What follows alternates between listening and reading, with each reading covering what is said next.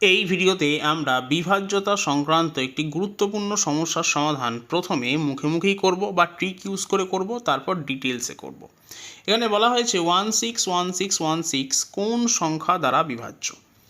এখন 6 অঙ্কের কোনো সংখ্যায় দুটো দুটো করে সংখ্যা যদি তিনবার রিপিট করে, যেমন এখানে 161616 তিনবার রিপিট করেছে, এই জাতীয় সংখ্যা সবসময় 3, 7, 13 এবং 37 দিয়ে বিভাজ্য হবেই। এখন এই সংখ্যাগুলোর মধ্যে অপশান সিতে আমার কাছে 13 আছে, তাহলে এক্ষেত্রে অপশান সি উত্তর হবে। এবার প্রশ্নটা হলো, কেন এই জাতীয় সংখ্যা 3, 7, 13, 37 দ্বারা বিভাজ্য হবে, সেটা আমরা এখন ডিটেলসে আলোচনা করব। এখন এর জন্যে আমি একটা সংখ্যা লিখে নিচ্ছি, যেটা কিনা এই ফরম্যাটে আছে। সংখ্যাটা আমি ধরলাম xy xy xy। এবার যদি আমি একে স্থানীয় মানে বিস্তার করি, তাহলে পাবো এখান থেকে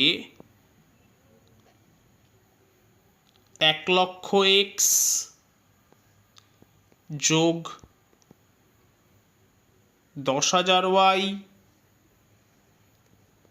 যোগ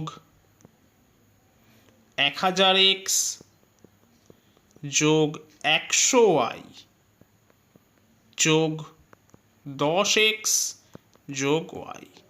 তাহলে এখান থেকে যোগ করলে আমি পাচ্ছি 101010x প্লাস 10101y। তাহলে এই দুটো থেকে ক্লিয়ারলি 10101 কমন যাচ্ছে, তাহলে পড়ে থাকছে 10x প্লাস y।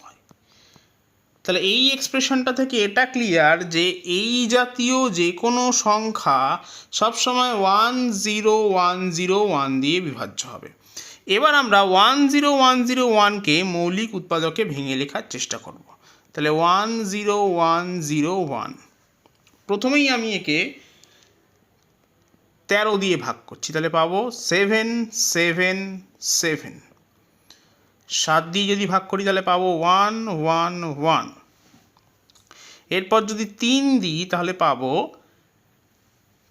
3 3 9, 3 7 21। অর্থাৎ আমরা এই মৌলিক উৎপাদকগুলোই পেলাম। ঠিক এই কারণের জন্যেই কোনো একটা 6 অঙ্কের সংখ্যার মধ্যে যদি দুটো করে সংখ্যা রিপিট করে, তবে সেই সংখ্যাটা সবসময় 3, 7, 13 এবং 37 এই মৌলিক উৎপাদকগুলো দিয়ে বিভাজ্য হবে।